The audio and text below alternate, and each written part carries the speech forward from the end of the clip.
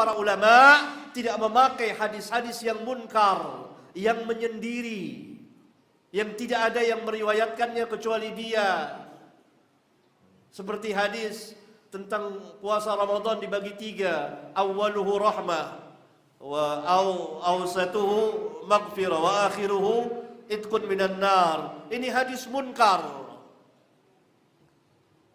Atau hadis tentang kunut subuh terus menerus.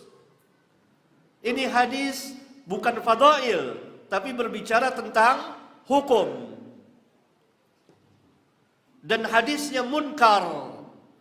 Bukan hanya dhaif tapi munkar karena menyindiri seorang rawi yang namanya Abu Ja'far Ar-Razi, namanya Isa bin Abi Isa. Dia ini rawi yang baik agamanya, tapi dalam ilmu hadis tidak cukup baik agama, harus punya ilmu, harus kuat hafalannya. Dia ini buruk hafalannya.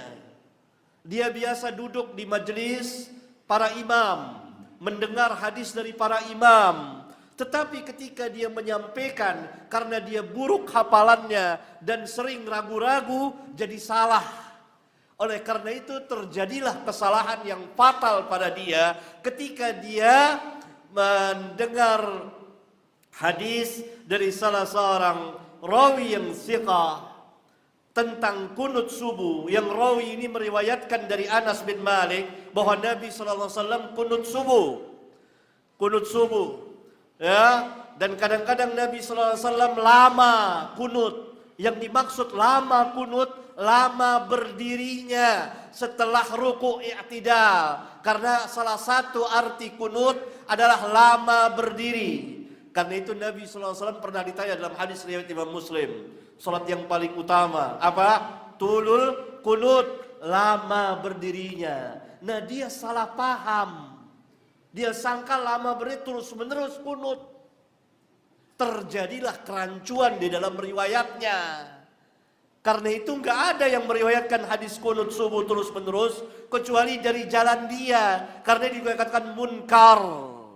Dia meriwayatkan dari rawi-rawi thiqah apa yang sebenarnya bukan dari hadis mereka. Karena hafalannya buruk, sering salah, sering ragu-ragu. Dia orang baik.